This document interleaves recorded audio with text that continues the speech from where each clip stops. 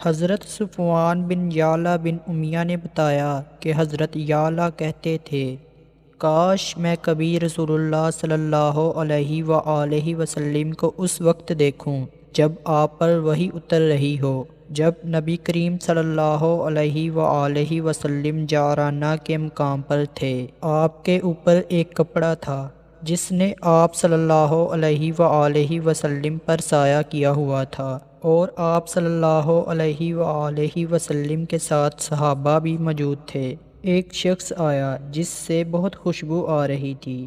اس نے کہا، یا رسول اللہ صلی اللہ علیہ وآلہ وسلم، آپ کا اس شخص کے متعلق کیا خیال ہے جو ایک ایسے جبہ میں احرام باندھے جسے اس نے خوشبو میں لت پت کیا ہو؟ نبی کریم صلی اللہ علیہ وآلہ وسلم نے ایک لمحہ انتظار کیا تو آپ صلی اللہ علیہ وآلہ وسلم پر وحی نازل ہونے لگی۔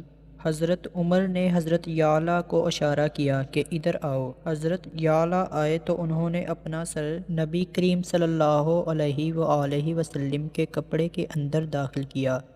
آپ صلی اللہ علیہ وآلہ وسلم کا چہرہ سرخ تھا۔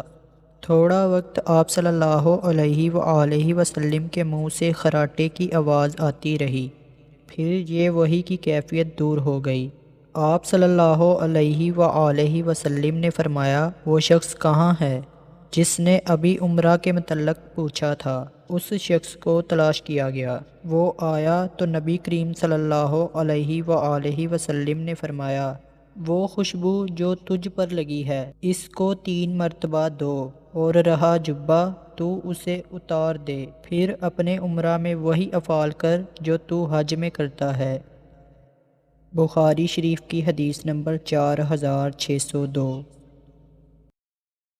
اگر آپ مزید ایسی ویڈیوز دیکھنا چاہتے ہیں تو سبسکرائب کریں ہمارے چینل کو، اور بیل آئیکن کو بھی پریس کر دیں تاکہ ہماری ہر ویڈیو آپ تک پہنچ سکے۔